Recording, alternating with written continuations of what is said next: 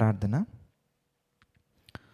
ప్రేమగల తండ్రి, దయగల దేవ, మహాగణుడ, మహోన్నతుడ తండ్రి, గడిచినటువంటి కాలమంతయు కూడా మీ కృపలో నడిపించారు, సహాయం చేశారు. అందును బట్టి మీకే మహిమ, ఘనత, ప్రభావాలు చెల్లించుకుంటున్నాము తండ్రి. మమ్మల్ని అందరినీ ప్రేమించి ప్రభువా మీ కొరకు బ్రతకటానికి మరొక దినాన్ని మాకు అనుగ్రహించినందుకు కృతజ్ఞతలు తండ్రి. తండ్రి, మీ యొక్క మాటలను ధ్యానించబోతూ ఉండగా మా అందరికీ మీరు సహాయం చేయండి. మీ యొక్క మాటల్లో బోధిస్తున్న నాకు సమయానికి తగినటువంటి జ్ఞానాన్ని అనుగ్రహించండి తండ్రి. మీ మాటలు వింటున్న బిడ్డలందరినీ తండ్రి జ్ఞాపకం చేసుకోండి. వినగల చెవులను, గ్రహింపగల మనస్సును తండ్రి అందరికీ అనుగ్రహించండి. ఎటువంటి అపవాద ఆటంకములు కలగకుండా మీ కృప చొప్పున నడిపించండి తండ్రి. సమస్త మహిమ, ఘనత, ప్రభావాలు మీకే చెల్లించుకుంటూ మా ప్రభువును రక్షకుడైనటువంటి యేసుక్రీస్తు వారి పేరిట ఈ ప్రార్థనను అడిగి వేడుకొనుచున్నాము తండ్రి. ఆమేన్. అందరికీ మన ప్రభువును రక్షకుడైన యేసుక్రీస్తు వారి పేరిట మరొకసారి ప్రేమపూర్వకమైన వందనాలు. మరి గలతీయులకు రాసినటువంటి పత్రిక 3వ అధ్యాయంలో నుండి మనం చాలా విషయాలు మనం నేర్చుకుంటున్నాము. 14 వచనాలు మనం చూసాము. అయితే అందులో ఏమున్నాయో అనే విషయాలను ముఖ్యంగా 4 పాయింట్స్ని టక మీకు సింపుల్గా మీకు అర్థమయ్యేలా చెప్తాను. ఒకవేళ అర్థం అవనట్లయితే కనుక దయచేసి మీరు ఈ యొక్క చాప్టర్ 3కి సంబంధించి 4 పార్ట్స్ ఉన్నాయి కనుక అవి మీరు వింటే క్లియర్గా మీకు అర్థమవుతాయి. అవి మన జేసీ బైబుల్ కాలేజ్ ఛానల్లో అవైలబుల్గా ఉన్నాయి. ఒకవేళ మీరు చూడకపోతే లేదా లింక్స్ మీకు కనిపించకపోతే మమ్మల్ని అడిగినట్లయితే లింక్స్ ప్రొవైడ్ చేయడం జరుగుతుంది. సో 1 నుండి 14 వచనాలలో మనం ఏం చూసామంటే, ఆత్మతో ప్రారంభించినటువంటి జీవితం అనగా పరిశుద్ధాత్మతో ప్రారంభించినటువంటి జీవితంకి ధర్మశాస్త్ర సంబంధమైన జీవితానికి మనము వ్యత్యాసాన్ని మనం చూసాం. పరిశుద్ధాత్మని ఎలా పొందుకున్నారు? ధర్మశాస్త్ర సంబంధమైన క్రియల వలన పొందుకున్నారా, లేదా విశ్వాసంతో విని పరిశుద్ధాత్మను పొందుకున్నారా? వీరి మధ్యలో జరిగినటువంటి మహత్కార్యాలు, సూచక క్రియలు, అద్భుతాలు ఇవన్నీ కూడా పరిశుద్ధాత్మ ద్వారా అనగా విశ్వాసంతో పొందుకున్నటువంటి పరిశుద్ధాత్మ వలన జరిగాయా, లేదా ధర్మశాస్త్ర సంబంధమైన క్రియల మూలంగా జరిగాయా అనే విషయాన్ని మనం చూసాం. అలాగే అబ్రహాము గారు ధర్మశాస్త్ర సంబంధమైన క్రియల వలన నీతిమంతులని తీర్చబడ్డారా, లేదంటే కనుక విశ్వాసం కలిగి ఉండటం వలన, దేవుని నమ్మడం వలన నీతిమంతులుగా ఎంచబడ్డారా అనే విషయాన్ని కూడా మనం చూసాం. అలాగే అబ్రహాము సంతానము ఎవరు అంటే, అబ్రహాముకి పిల్లలు ఎవరు, కుమారులు ఎవరు, అబ్రహాము కుమారులు ఎవరనబడతారు? ధర్మశాస్త్ర సంబంధమైన క్రియల వలన అవుతారా, లేదంటే కనుక దేవుని యందు విశ్వాసం ఉంచడం వలన అబ్రహాముకి కుమారులు అనబడతారా? అలాగే ధర్మశాస్త్రం వలన నీతిమంతులుగా ఎవరు కూడా నీతిమంతులుగా తీర్చబడట్లేదు. కారణాలేంటి? ధర్మశాస్త్రం ఒక మనిషిని శాపము కలిగినటువంటి వ్యక్తిగా ఎలా మారుస్తుంది? యేసుక్రీస్తు వారు ఆ శాపాన్ని తొలగించడానికి లేదా ఆ పాపాన్ని తొలగించడానికి మన పాపములను ఆయన మీద వేసుకొని ఆయన శాపంగా ఎలా మారారు? ఈ విషయాలన్నీ కూడా గడిచినటువంటి 4 వీడియోస్లో చాప్టర్ 3 మనం స్టార్ట్ చేసుకున్న తర్వాత 4 వీడియోస్లో మనము చక్కగా వాక్యానుసారంగా మనం చూడటం జరిగింది. అయితే టోటల్గా మరి ఒకటవ అధ్యాయం 1వ వచనం నుండి ఇప్పటి వరకు సుమారుగా 14 వీడియోస్ వరకు మనం చెప్పుకోవడం జరిగింది. కనుక ఎవరైనా మిస్ అయితే కనుక ఆర్డర్లో మీరు వింటే మీకు క్లియర్గా అర్థమవుతుందని ప్రభువు పేరిట తెలియజేస్తున్నాను. మరి ఈరోజు 15వ వచనం నుండి మనం బైబిల్లో కొన్ని విషయాలు మనం ఆలోచిద్దాం. గలతీయులకు రాసినటువంటి పత్రిక 3వ అధ్యాయము 15వ వచనం కనుక మనం ఆలోచించినట్లయితే 15వ వచనం, సహోదరులారా అని చక్కగా పౌలు గారు మరొక విషయాన్ని, ధర్మశాస్త్రానికి సంబంధించినటువంటి మరొక విషయాన్ని తెలియజేస్తున్నారు. ఒకసారి మనం చూద్దాం. సహోదరులారా, మనుష్య రీతిగా మాట్లాడుచున్నాను, మనుష్యుడు చేసిన ఒడంబడిక అయినను స్థిరపడిన తర్వాత ఎవడును దాన్ని కొట్టివేయడు, దానితో మరేదియు కలపడు. చూసారా? అంటే ఒక ఒడంబడిక అనగానే it can be it can be agreement అండి. ఒకసారి మరలా చూద్దాం మనం. గలతీ పత్రిక 3:15, సహోదరులారా మనుష్య రీతిగా మాట్లాడుచున్నాను, మనుషుడు చేసిన ఒడంబడిక అయినను స్థిరపడిన తర్వాత దానితో ఎవడును దాన్ని కొట్టివేయడు, దానితో మరేమీ కలపడు. అంటే ఒడంబడిక అనగానే అగ్రిమెంట్ అనుకోవచ్చు, నిబంధన లేదా అగ్రిమెంట్. మనిషితో చేసినటువంటి ఒక నిబంధన స్థిరపడిన తర్వాత, అంటే 2 సైడ్ పర్సన్స్ ఒక కంక్లూజన్కి వచ్చిన తర్వాత దాంతో ఏమీ కలపరు, ఏమీ తీసేరు. అలాంటప్పుడు మరి దేవుడు చేసినటువంటి వాగ్దానాల సంగతి ఏంటి అనే ప్రశ్న నెక్స్ట్ వస్తుంది. మరి దేవుడి గురించి కూడా మనం ఆలోచిస్తే, దేవుడు ఒక మాట ఇచ్చిన తర్వాత, దేవుడు ఒక మాట చేస్తాను అని చెప్పిన తర్వాత ఆయన ఎందుకు మారుస్తారు, ఆయన ఎందుకు చేంజ్ చేస్తారు అనే పాయింట్ని పౌలు గారు ఇక్కడ రైజ్ చేయడం జరిగింది. ఒక మనుషులు చేసుకున్నటువంటి అగ్రిమెంట్ లేదా నిబంధన విషయంలో మనుషులంత నిబద్ధత చూపిస్తున్నప్పుడు మరి దేవుడి సంగతి ఏంటి? దేవుడు ఎలాంటి స్వభావం కలిగినటువంటి వ్యక్తి అని జ్ఞాపకం చేస్తున్నారు. దేవుడి గురించి రాయబడినటువంటి మాటలు మనం ఒకసారి జ్ఞాపకం చేసుకున్నాం అనుకోండి, మీ అందరికి తెలిసినటువంటివే. బట్ మనం కనెక్టెడ్ వర్సెస్ అంటే వచనాలను మనం చూస్తూ వెళ్తే ఇంకా బాగా క్లారిటీ ఉంటుందన్న ఉద్దేశంతో కొన్ని వచనాలు మీకు చూపిస్తున్నాను. మనం గమనించినట్లయితే కనుక కీర్తనల గ్రంథము 89వ కీర్తన మనం చూద్దాం. 89వ కీర్తన 34 మనం గమనించినట్లయితే 89వ కీర్తన 34 కనుక మనం ఆలోచించినట్లయితే చూడండి ఏమనుంది అక్కడ. నా నిబంధనను నేను రద్దుపరచను, నా పెదవుల గుండె బయలు వెళ్ళిన మాటను మార్చను. దేవుడు ఇస్తున్నటువంటి స్టేట్మెంట్ ఏంటంటే, నేను ఒకసారి నిబంధన చేశాను అంటే దానిని రద్దుపరచను. నా ద్వారా బయలుదేరినటువంటి ఒక మాట ఎప్పటికీ కూడా మార్చను. అలాగే యోబు గ్రంథంలో కూడా మనం చూడొచ్చు, సర్వశక్తుడు అబద్ధమాడుట జరగదు, అసంభవము. దేవుడు అబద్ధమాడుట జరగనే జరగదు. అక్కడ అలాంటి కాంటెక్స్ట్లో వచ్చినటువంటి మాటే మనం 89వ కీర్తనలో మనం చూసాం. మరలా ఒకసారి చూద్దాం. 89వ కీర్తన 34 కనుక మనం గమనించినట్లయితే, నా నిబంధనను నేను రద్దుపరచను, అలాగే నా పెదవుల గుండా బయలు వెళ్ళిన మాటను మార్చను. సంఖ్యాకాండం మనం చూస్తే 23వ అధ్యాయం మనం చూద్దాం. సంఖ్యాకాండము 23వ అధ్యాయము 19వ వచనం కనుక మనం ఆలోచించినట్లయితే, సంఖ్యాకాండము 23వ అధ్యాయము 19వ వచనం. దేవుడు అబద్ధమాడుటకు ఆయన మానవుడు కాడు, పశ్చాత్తాపపడుటకు ఆయన నరపుత్రుడు కాడు. ఆయన చెప్పి చేయక ఉండునా, ఆయన మాట ఇచ్చి స్థాపింపక ఉండునా. ఒక మాట దేవుడు చెప్పారంటే 100కి 200% చేస్తారంతే, అది జరుగుద్ది అంతేనండి. దాంట్లో ఏ మాత్రం కూడా మనం ఆలోచించాల్సిన అవసరం లేదు. అలాంటిదే మరొక మాట యెషయా గ్రంథంలో మనకు కనబడుతుంది, చూద్దాం. యెషయా గ్రంథము 40వ అధ్యాయం మనం చూద్దాం. యెషయా గ్రంథము 40వ అధ్యాయము 8వ వచనం కనుక మనం గమనించినట్లయితే, యెషయా గ్రంథము 40వ అధ్యాయం 8వ వచనం. గడ్డి ఎండును, దాని పువ్వు వాడిపోవును, మన దేవుని వాక్యము నిత్యము నిలుచును. అలాంటిది యేసుక్రీస్తు వారు ఒక మాట మాట్లాడతారు, ఆకాశము గతించిన భూమి గతించిన దేవుని యొక్క మాట సున్నాయినను పొల్లైనను పోదు.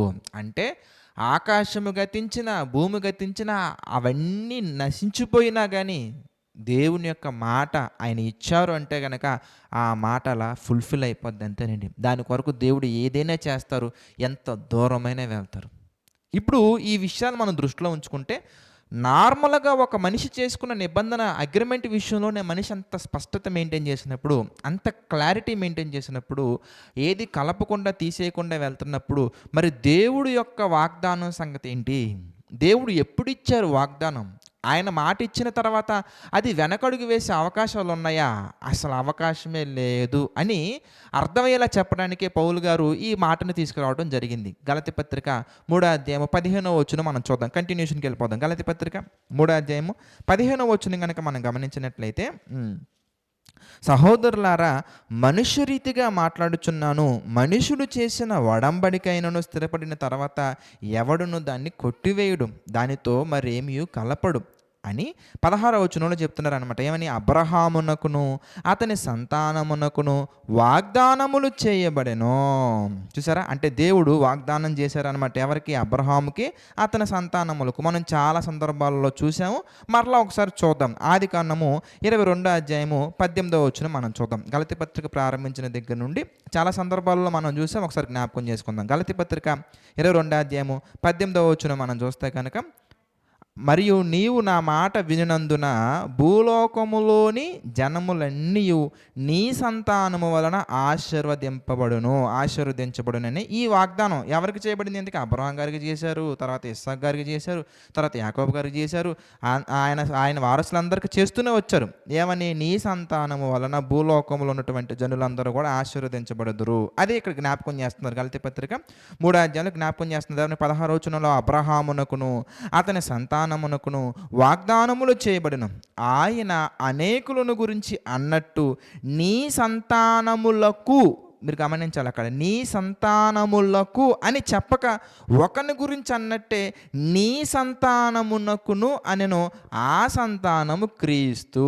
మీరు ఒక్కసారి మరలా ఆ వచనం దగ్గరికి వెళ్ళిపోతే, ఆది కాండంలో మన 22 అధ్యాయంలో 18వ వచనం దగ్గరికి వెళ్ళిపోతే సంతానములకని ప్లూరల్ వర్డ్ అక్కడ యూజ్ చేయలేదు, నీ సంతానము వలన అని రాశారు. ఒకసారి మనం చూద్దాం. ఆది కాండము 22 అధ్యాయము 18వ వచనం ఒకసారి మనం చూద్దాం. ఆది కాండం 22:18 మనం చూస్తే, మరియు నీవు నా మాట వినినందున భూలోకములోని జనములన్నీ నీ సంతానముల వలన, ప్లూరల్ లేదండి, బహువచనం లేదండి, నీ సంతానము వలన ఆశీర్వదించబడును అన్నది. అంటే అక్కడ సింగులర్ వర్డ్ అక్కడ ఉపయోగించడం జరిగింది. ఆ సంతానము అనేకుల గురించి చెప్పబడినటువంటిది కాదు, క్రీస్తు గురించి చెప్పబడినటువంటిది.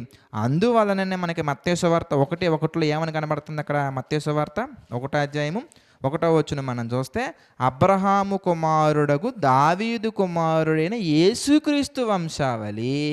చూసారా, అబ్రహాములో నుండి దావీదు గారు వచ్చారు, దావీదు గారిలో నుండి యేసుక్రీస్తు వారు వచ్చారు.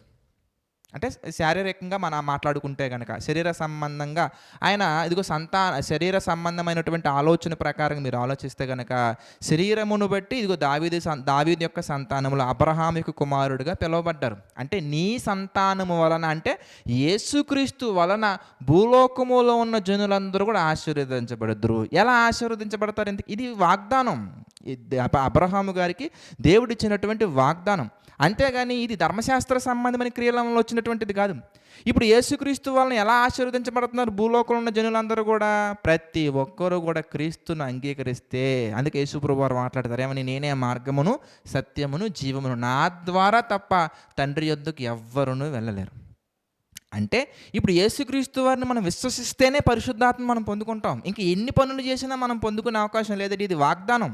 అందుకే మనకు కనబడే మాట ఎందుకు? ఈ వాగ్దానము. ఏ వాగ్దానము? మీరు మారు మనసు పొంది, చూసారా, పాప క్షమాపణ నిమిత్తము ప్రతి వాడును యేసుక్రీస్తు నామమున బాప్తిసం పొందండి, అప్పుడు మీరు పరిశుద్ధాత్మను వరం పొందుదురు. ఈ వాగ్దానము మీకును మీ దూరస్తులందరికీ ప్రతి ఒక్కరికి చెందేటువంటి వాగ్దానం ఇది.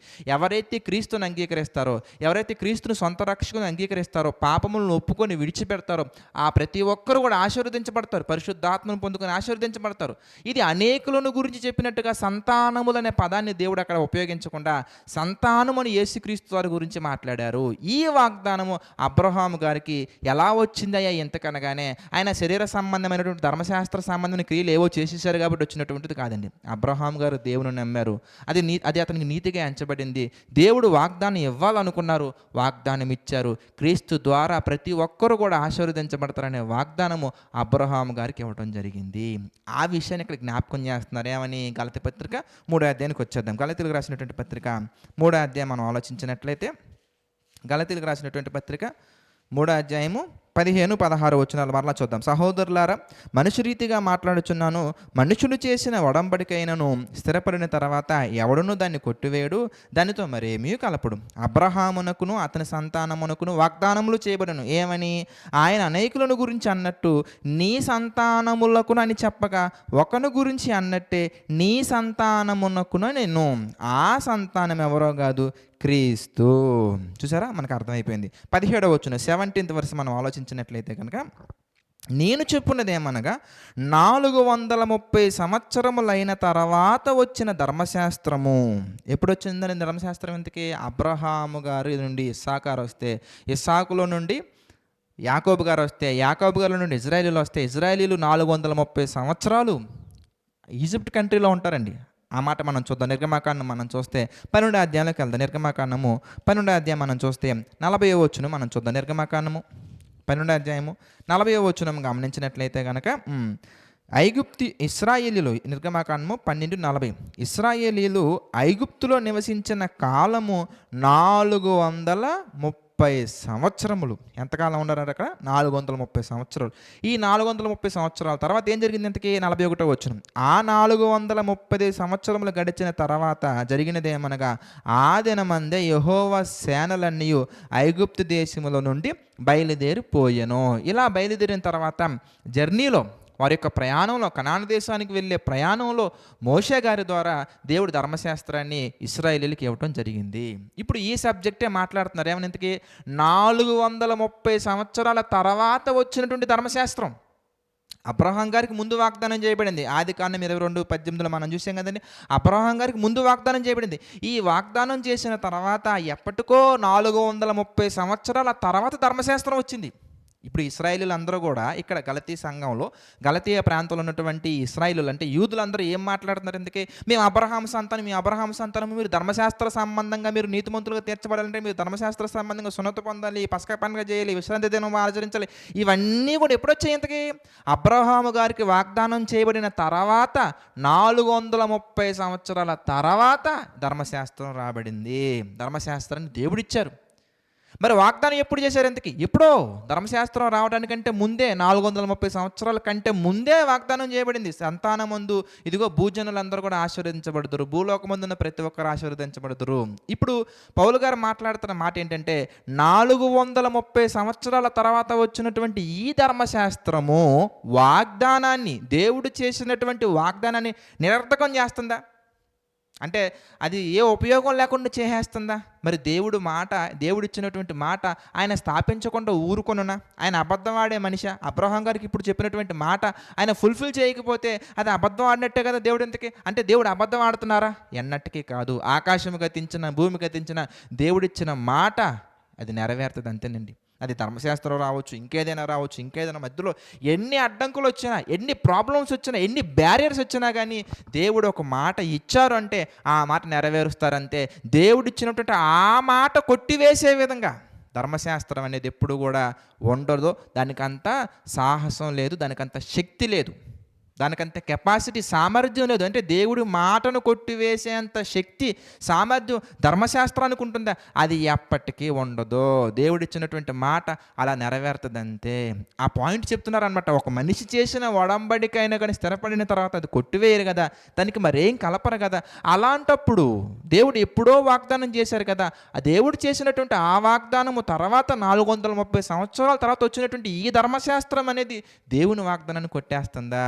ఎందుకంటే మనందరం కూడా దేవుని పిల్లలకి ఎలా మారాం? ఎంతకనగానే సంతానమునందు విశ్వాసం ఉంచడం వలన, అబ్రహాము సంతానమునందు విశ్వాసం ఉంచడం వలన, అనగా క్రీస్తునందు విశ్వాసం ఉంచడం వల్ల మనందరం కూడా దేవుని పిల్లలుగా మారామండి. విశ్వాస సంబంధమైనటువంటి ఇదిగో అబ్రహాము సంతానంగా మనం పిలవబడుతున్నాం, అబ్రహాం పిల్లలుగా మనం మారుతున్నాం. ఇది దేవుడు చేసినటువంటి వాగ్దానం వల్ల జరుగుతుంది తప్ప ధర్మశాస్త్ర సంబంధమైన క్రియల వల్ల జరగడం లేదు. కనుక అబ్రహాంకి ఇచ్చినటువంటి వాగ్దానం కొట్టివేయబడుతుందా? నో, అసలు జరగనటువంటి పని.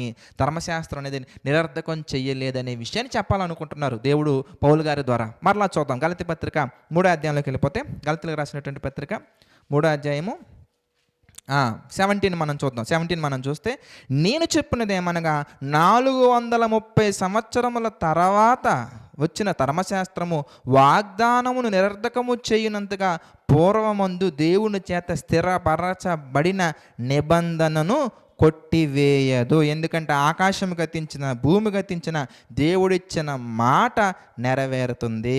దేవుడు అబద్ధమాడుటకైనా మనిషి కాదు. ఆయన ఏ మాట చెప్పినా కూడా 100 to 100% ఆయన నెరవేరుస్తారు. అందుకే రోమపత్రికలు ఏమని రాశారు? ఎందుకే రోమిలకు రాసినటువంటి పత్రిక 4వ అధ్యాయము 14వ వచనంలోకి వెళ్ళిపోదాం. రోమపత్రిక 4వ అధ్యాయము 14వ వచనం మనం చూస్తే, ధర్మశాస్త్ర సంబంధులు వారసులైన ఎడల విశ్వాసము వ్యర్థమగును, వాగ్దానం నిరర్థకమగును. కనుక ధర్మశాస్త్ర సంబంధులు ఎప్పటికీ కూడా విశ్వాసులు కాలేరు, వారసులు కాలేరు. అలా వాళ్ళు వారసులు అయిపోతే దేవుడు చెప్పినటువంటి వాగ్దానం అనేది నిరర్థకమైపోతుంది. కనుక విశ్వాస సంబంధులే అబ్రహాము పిల్లలు, విశ్వాస సంబంధులే దేవుని పిల్లలు, విశ్వాస సంబంధులే వారసులు. ఈ స్టేట్మెంట్ మన అందరికీ అర్థం అవ్వాలి. కంటిన్యూ చేద్దాం. గలతీ పత్రిక 3వ అధ్యాయంలోకి వెళ్ళిపోతే మరి 15 నుండి 17 వరకు మీకు అర్థమైందని నేను భావిస్తున్నాను. 18 నుంచి చూద్దాం. ఆ స్వాస్థ్యము, ఏ స్వాస్థ్యము? దేవుడు మనకి ఇస్తానన్నటువంటి స్వాస్థ్యము, నిత్య జీవము, రక్షణ అనే స్వాస్థ్యము. ఆ స్వాస్థ్యము ధర్మశాస్త్ర మూలముగా కలిగిన ఎడల, ఇక వాగ్దాన మూలంగా కలిగినది కాదు. అయితే దేవుడు అబ్రహామునకు వాగ్దానము వలననే దానిని అనుగ్రహించెను. అబ్రహాం గారికి అది వాగ్దానం వలననే ఇచ్చారు. అది ఇదిగో మన క్రియల వలన, ధర్మశాస్త్ర సంబంధ సంబంధమైన క్రియల వలన కలిగినటువంటిది కాదు. రక్షణ మనకి ఎప్పుడు కూడా మనం చేసిన పనుల వలన వస్తుందని ఎప్పటికీ అనుకోకండి. అది మనం బాగా గుర్తుంచుకోవాలి. ప్రతి సేవకుడు ఇక్కడే దెబ్బతింటారు, ప్రతి విశ్వాసి ఇక్కడే దెబ్బతింటారు. నేను దేవుడి కోసం అది చేశాను కదా, ఇది చేసేసాను కదా, అలా చేశాను కదా, ఇలా చేశాను కదా. అవన్నీ చేయడం ద్వారా రక్షణ రావట్లేదండి మనకి. విశ్వాసంతో చేయడం వల్ల రక్షణ వస్తుంది. నీ సొంత శక్తి మీద ఆధారపడడం ద్వారా రక్షణ రావట్లేదండి మనకి. విశ్వాస సంబంధమైన క్రియల వల్ల రక్షణ వస్తుంది. అంటే మనకి రక్షణ అనేది దేవుడిచ్చే దానమే తప్ప జీతం కాదండి. ఆ మాట జ్ఞాపకం చేసుకుందాం. మరలా రోమిలికి రాసినటువంటి పత్రిక 4వ అధ్యాయంలోకి మనం వెళ్ళిపోతే కనుక 4వ వచనం మనం చూద్దాం. రోమపత్రిక 4వ అధ్యాయం 4వ వచనం మనం చూస్తే, పని చేయువానికి జీతము రుణము కానీ దానమని ఎంచబడదు. చూసారా, అది మనకి పని వలన మనకి పరలోకం వస్తుందంటే కనుక అది జీతమే తప్ప అది దానం అవ్వదండి. మరి మన కృప వలన మనం పొందుకున్నాం. ఎఫెసీ పత్రిక 2వ అధ్యాయం 8వ వచనం మనం చూద్దాం. ఎఫెసీయులకు రాసినటువంటి పత్రిక 2వ అధ్యాయం 8వ వచనం మనం చూస్తే, మీరు విశ్వాసము ద్వారా కృపచేతన రక్షింపబడి ఉన్నారు, ఇది మీ వలన కలిగినది కాదు, దేవుని యొక్క వరమే. అలాగే తీతుకు పత్రిక 3వ అధ్యాయము 5వ వచనం మనం చూస్తే కనుక, తీతుకు పత్రిక 3వ అధ్యాయం 5వ వచనం, మనము నీతిని అనుసరించి చేసిన క్రియల మూలముగా కాక తన కనికరము చొప్పుననే పునర్జన్మ సంబంధమైన స్నానము ద్వారాను పరిశుద్ధాత్మ మనకు నూతన స్వభావం కలుగజేయడం ద్వారాను మనలను రక్షించను. కాబట్టి క్రియల వలన జరుగుతుందని మాత్రం దయచేసి మీరు అనుకోకండి. ధర్మశాస్త్ర సంబంధమైన క్రియల వలన అటువంటి జరగదు. అలాగే మనకి కొత్త నిబంధనలు అనేది క్రియల వలన కలగదండి. మనం పనుల వలన పరలోకాన్ని పొందుకోవడం అనేది అవనటువంటి పని.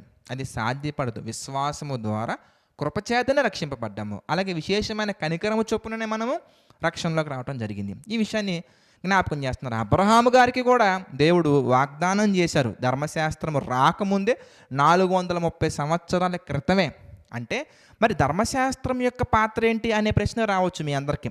మనందరికీ సహజంగానే వస్తుంది. మనం 3వ అధ్యాయం 1వ వచనం నుండి మనం మాట్లాడుకున్నటువంటి మాటలన్నీ ఆలోచించాం అనుకోండి. పరిశుద్ధాత్మను పొందుకున్నటువంటిది ధర్మశాస్త్రం వలన కాదు. అబ్రహాము గారు నీతిమంతుడని ఎంచబడింది ధర్మశాస్త్రం వలన కాదు.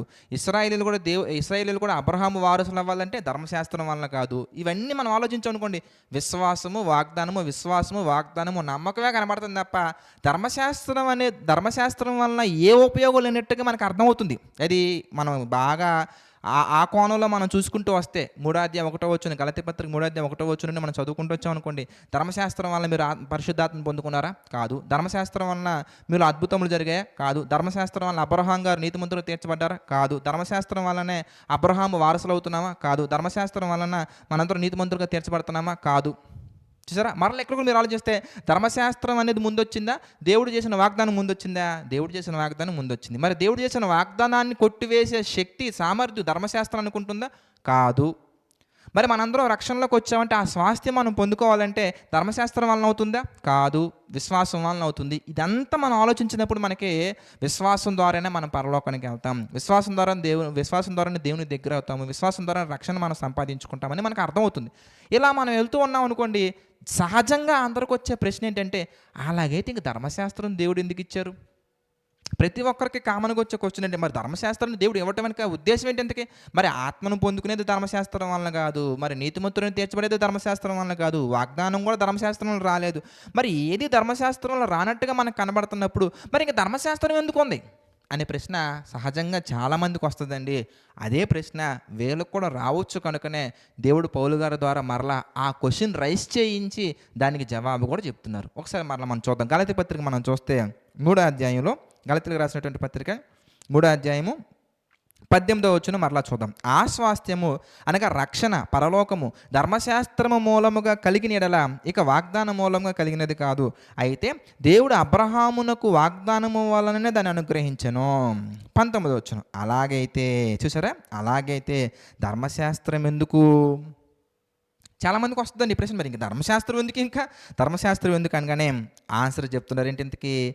ఎవనికి వాగ్దానము చేయబడెనో ఆ సంతానం అనగా క్రీస్తు వచ్చు వరకు అది అతిక్రమములను బట్టి దానికి తర్వాత ఇయ్యబడెను. ఎందుకు వచ్చిందంటే ధర్మశాస్త్రం ఎందుకనగానే అతిక్రమములను బట్టి ఇవ్వవలసిన అవసరం వచ్చింది.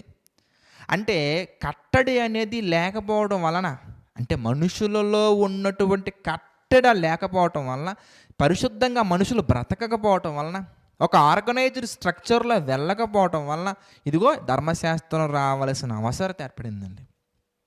అదే మాట మనకి సామెతల గ్రంథంలో కనబడుతుంది. మీరు చూడండి, సామెతల గ్రంథము 29వ అధ్యాయం మనం చూస్తే 18వ వచనంలో మనకు కనబడుతుంది. సామెతల గ్రంథము 29వ అధ్యాయము 18వ వచనం మనం చూస్తే ధర్మశాస్త్రం ఎందుకు వచ్చింది? ఇంతకీ దేవోక్తి లేకపోతే జనులు కట్టులేక తిరుగుదురు, ధర్మశాస్త్రమును అనుసరించిన వాడు ధన్యుడు. దేవుని యొక్క మాట లేకపోవటం వల్ల ఏమవుతుంది? ఎందుకని కట్టడం లేకుండా తిరుగుతున్నారు. ఒకవేళ దేవుడి మాట అవసరత లేకుండానే వీళ్ళందరూ కట్టడి కలిగి ఉన్నారనుకోండి, ప్రాబ్లమే లేదు.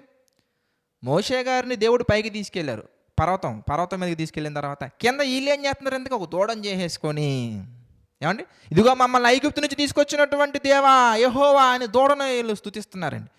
దూడను ఆరాధిస్తున్న పోత దూడను, ఒక బొమ్మ విగ్రహాన్ని చేసుకొని మమ్మల్ని ఈజిప్ట్ కంట్రీ నుంచి తీసుకొచ్చినటువంటి దేవుడా యెహోవా అని చెప్పేసి దూడను అహరోన్ చేత చేయించుకుని వాళ్ళందరూ కూడా మంచిగా నాట్యం ఆడుతూ ఉన్నారండి. తినటానికి, తాగడానికి, కూర్చొని ఆడడానికి లేచారండి. విగ్రహారాధన విషయంలో కావచ్చు, వ్యభిచార సంబంధమైన యాక్టివిటీస్ విషయంలో కావచ్చు, దేవుడు చెప్పిన మాటను అతిక్రమించే విషయంలో కావచ్చు, సనుగుకునే విషయంలో కావచ్చు, వీళ్ళందరూ కూడా ఎలా ఉన్నారు? ఎంతకనగానే ఒక ప్రాపర్ వే లేదండి వీళ్ళకి. దేవుణ్ణి అర్థం చేసుకునే ఆలోచన తత్వమే లేదు ఇంతకి. కనుక వీళ్ళందరినీ కట్టడి చేయాలంటే, వీళ్ళందరినీ ఒక ఆర్డర్లో పెట్టాలంటే దేవుని యొక్క ఆజ్ఞ అవసరత ఏర్పడింది.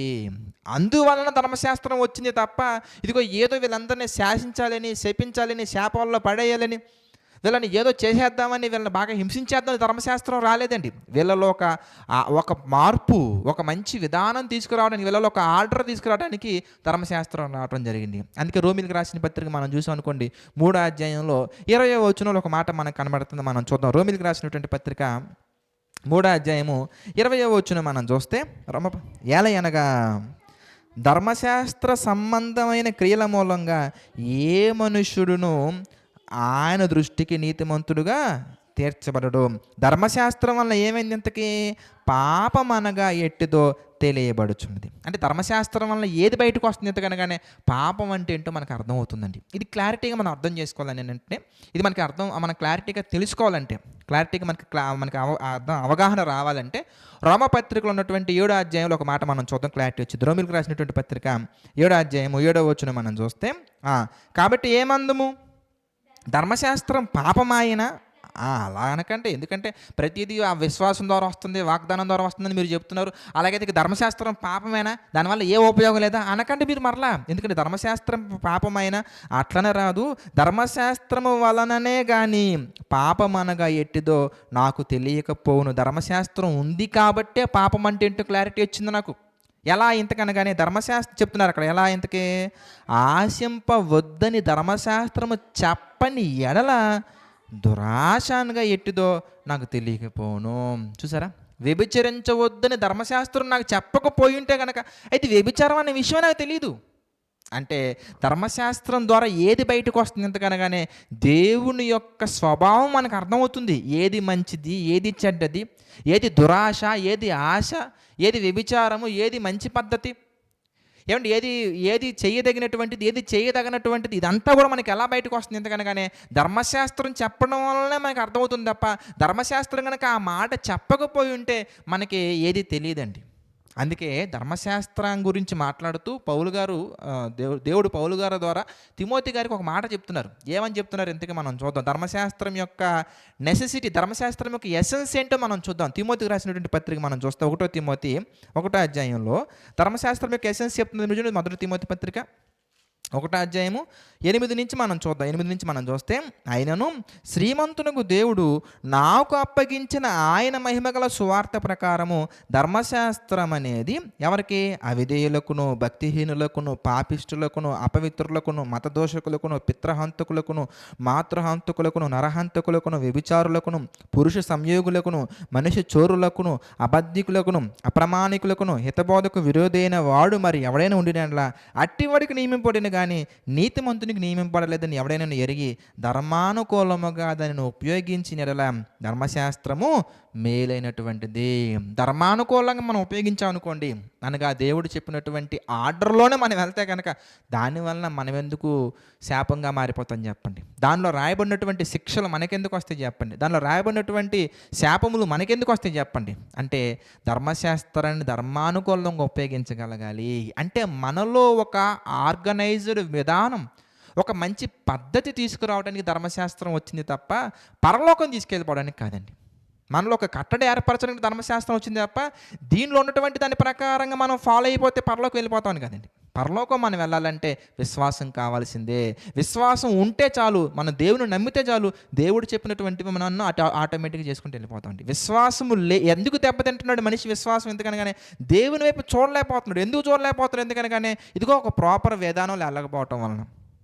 ధర్మశాస్త్రం లేనటువంటి కాలంలోనే అబ్రహాము గారు దేవుని యొక్క పిలుపునకు లోబడి ఆయన ఎక్కడికి వెళ్ళాలో తెలియకుండా వెళ్ళారంటే దాని అర్థం ఏంటి? ఎందుకంటే విశ్వాసంలో మనం ఉంటే కనుక ఈ ఆజ్ఞలు కట్టడిలు ఇవన్నీ కూడా మనల్ని ఏమాత్రం కూడా ఏలవండి, పరిపాలించవండి.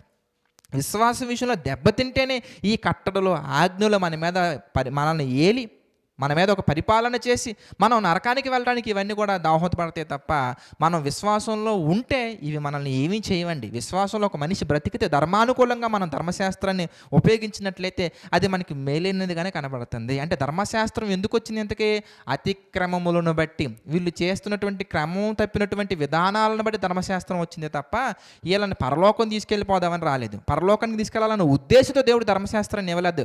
వీళ్ళని ఒక స్ట్రక్చర్లో పెట్టాలి, ఒక కట్టడిలో పెట్టాలి. ఎందుకు కట్టడిలో పెట్టాలి? ఎందుకనగానే విశ్వాసంలో మంచిగా ఉంటారు కాబట్టి, విశ్వాసంలో మంచుకుంటే రక్షణ వచ్చింది కాబట్టి.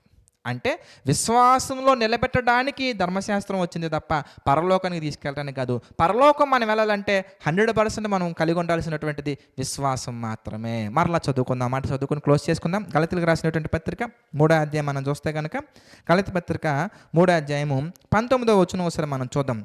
ఇలాగైతే ధర్మశాస్త్రం ఎందుకు? ఎవనికి వాగ్దానము చేయబడినో ఆ సంతానము వచ్చే వరకు అది అతిక్రమములను బట్టి దానికి తర్వాత ఇవ్వబడెను, అది మధ్యవర్తి చేత దేవదూతల ద్వారా నియమింపబడెను. ఇదేంటో మనం రేపటి దినాన్ని మనం చూద్దాం. మధ్యవర్తి చేత దేవదూతల ద్వారా నియమింపబడిన అనేది మనం రేపటి దినాన్ని మనం చూద్దాం. ఇక్కడ వరకు మీకు అర్థమైందని నేను భావిస్తున్నాను. మీకు ఏమన్నా క్వశ్చన్స్ ఉంటే కనుక చక్కగా నోట్ చేసుకోండి, మనం డిస్కస్ చేద్దాం. ప్రతి ఒక్కరు కూడా ప్రార్థనలో ఏకీభవించండి. ప్రార్థన. ప్రేమగల తండ్రి, దయగల దేవ, ఎన్నో లోతైన విషయాలు ప్రభువా మాకు తెలియజేస్తున్నందుకు మీకే మహిమ ఘనత ప్రభావాలు చెల్లించుకుంటున్నాం తండ్రి. మీ యొక్క ఆలోచన చొప్పున నడిపించండి, మీ కృపలో స్థిరపరచండి తండ్రి. మీ చిత్తానికి వ్యతిరేకంగా వెళ్లకుండా మీ చిత్తానికి అనుకూలంగా తండ్రి నడుచుకుంటూ అనేకమైనటువంటి విధానాలలో మా యొక్క జీవితాలను మా తండ్రి సరిదిద్దుకొనుటకు మాకు సహాయం చేయండి. మీ కృపలో బలపరచండి, స్థిరపరచండి తండ్రి. దేవా, ఈ యొక్క ప్రేయర్స్కి ప్రభువా రెగ్యులర్గా అటెండ్ అవుతున్నటువంటి ప్రతి ఒక్కరిని జ్ఞాపకం చేసుకుని తండ్రి, ప్రతి ఒక్కరికి మీ కృప తోడుగొంచి నడిపించండి, సహాయం చేయండి. మీ నామ ఘనతకై తండ్రి మమ్మల్ని అందరూ కూడా ప్రభువా స్థిరపరచండి. ప్రభువా, ఎవరెవరైతే మీ యొక్క వాక్యానికి లోబడుతున్నారో వారిని, వారి కుటుంబాలను దీవించండి తండ్రి. ఈ పరిచర్య నిమిత్తం తండ్రి ప్రయాసపడుతున్న వారిని, ప్రార్థిస్తున్న వారిని, ఆర్థికంగా సహకారం నిలబడుతున్నటువంటి వారిని, ప్రతి ఒక్కరిని, వారి కుటుంబాలను దీవించండి, ఆశీర్వదించండి తండ్రి. సమస్త మహిమ ఘనత ప్రభావాలు తండ్రి మీకే చెల్లించుకుంటూ సమస్తమును మీ నామ మహిమార్థమే జరిగించమని నడిపించమని మా ప్రభువును రక్షకుడైనటువంటి యేసుక్రీస్తు వారి పేరిట ఈ ప్రార్థన అడిగి వేడుకొనుచున్నాము తండ్రి. ఆమేన్. అందరికీ వందనాలండి. God bless you all.